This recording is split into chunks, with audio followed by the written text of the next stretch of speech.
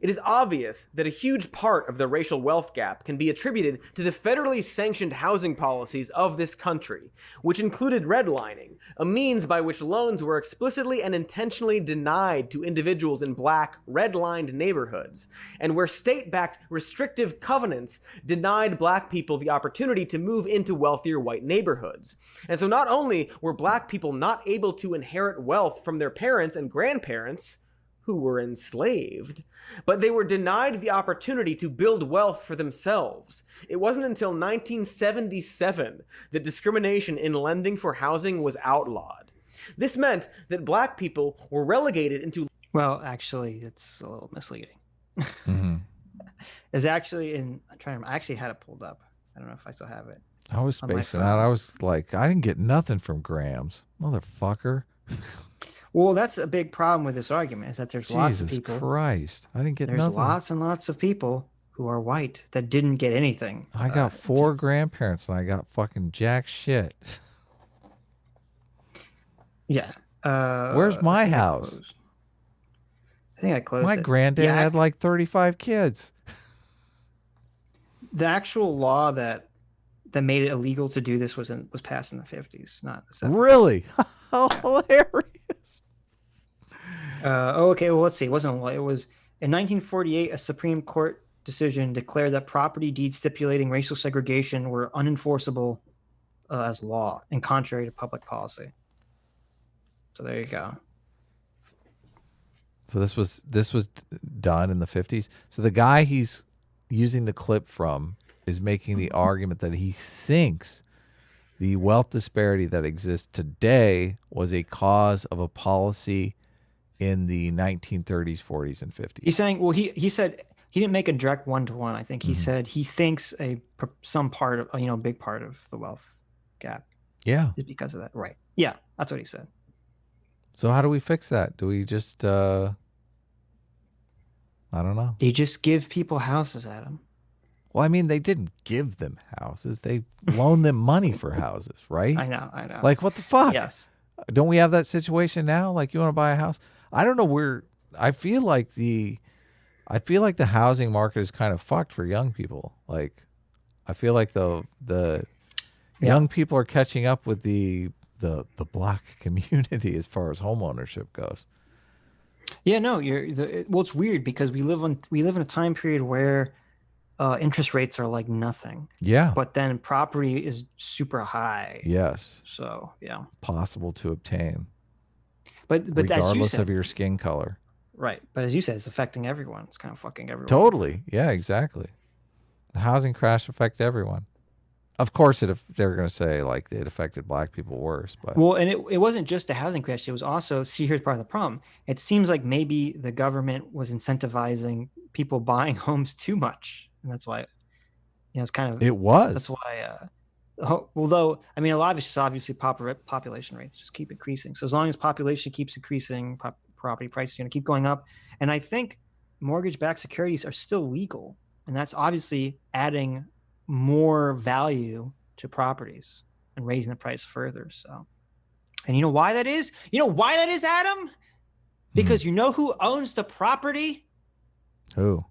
Old people. Oh yeah, gotta get rid of them. Boomers and silent generation people. Gotta get rid of these old people.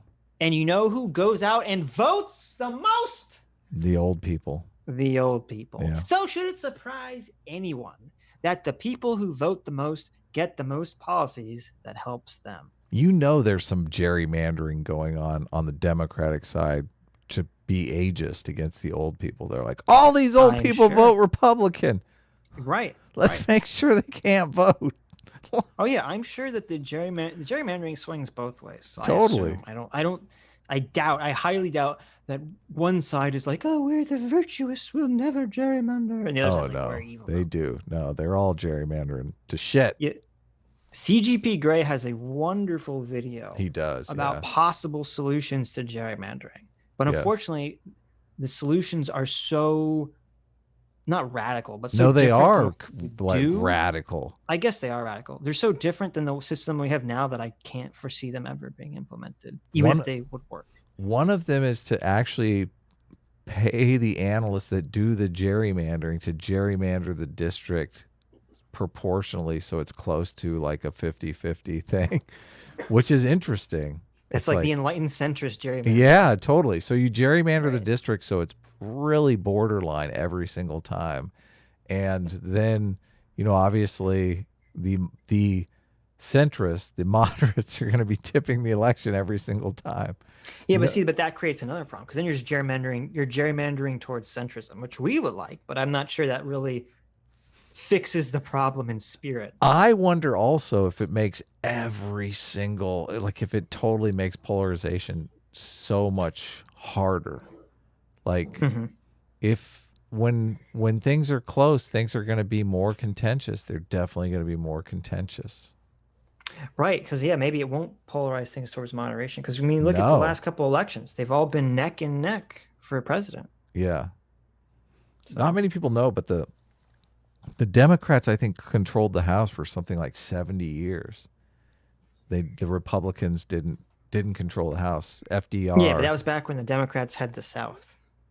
Yeah, and also they were more geared towards the working class, and the working class just had a democratic advantage over the elites. Right, but see, you don't want to get into that argument because what do you mean? That kind of gives ammunition to Cody's whole position here. But what do you mean? Because you could say, because what the left's argument is that once the Democrats became the anti-racist party, the working class abandoned them in the South because the racism overrided the economic situation, their economic allegiance. Cody is not smart enough to make that argument, so you really don't have to worry. They all make that argument. Oh, okay. So it's a prepackaged argument that he could repeat. Yes, there's definitely arguments. I've seen arguments in favor and counter arguments to that. So I haven't dived into it enough to give the Sitch seal of approval one way or the other. Yeah. You got to do a lot of digging to get that seal of approval. Well, this problem. I don't trust anyone. I don't trust any of these fuckers. I don't trust these canned arguments that are just like rebuttal, like. Right. The dialogue tree, you have it all worked out. Yeah. I don't trust any of it. In areas of highly concentrated poverty with elevated levels of pollution due to their proximity to freeways and toxic facilities, which caused lower life expectancy and a lack of access to upward mobility. And insidiously, the racist segregation policies that created this concentrated poverty also led to over-policing, which led to mass incarceration, which led to the loss of political power, which meant that these communities were not equipped with the political power to oppose the creation of big polluters, which led to even further loss of property values, which led to less funding for education, which led to. So given this, it's not that surprising that I don't think any of the people he mentioned would disagree with that. Yeah, totally. That's basically our contention with his argument. He's like, like you're basically trying to create racists out of fucking thin air here. 1 in 7 white families today are millionaires compared to 1 in 50 black families.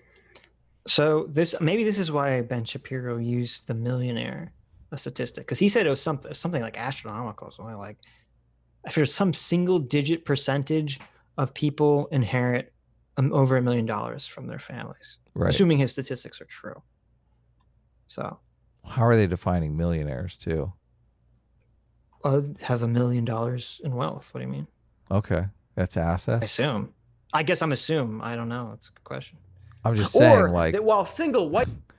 Most houses in Southern California are like pushing the $1 million range.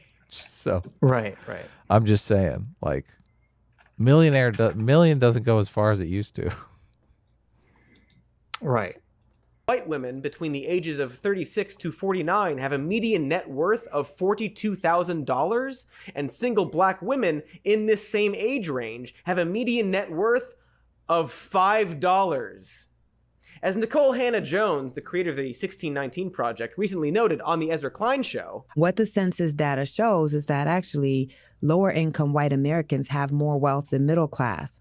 Black Americans, and lower income white Americans live in wealthier neighborhoods than middle income Black Americans. This is all so weird, you know? It's almost as if the racial inequality we see in this country is not caused by Black culture, but by some sort of like a system, some sort of system that seems to involve race somehow, that gave white people some sort of like, I don't want to call it privilege, but I do, because that's what it is. So remember when Jordan Peterson said, it's not white privilege, it's wealth?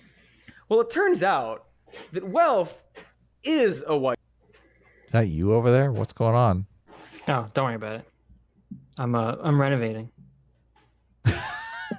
Okay. White privilege. A government-subsidized white privilege, and an important component to systemic racism that aggregates and grows over generations. So, you see... So, this is the bullshit, okay? Jordan Peterson, and I have a clip of this, I think, agrees that obviously the history and oppression of Black people and the racism is what's led to the initial wealth gap. Okay. Sure, totally. In the clip that he's talking about, he's saying that conceptualizing it as white privilege is not useful because there's a fuck ton white people out there who don't have wealth.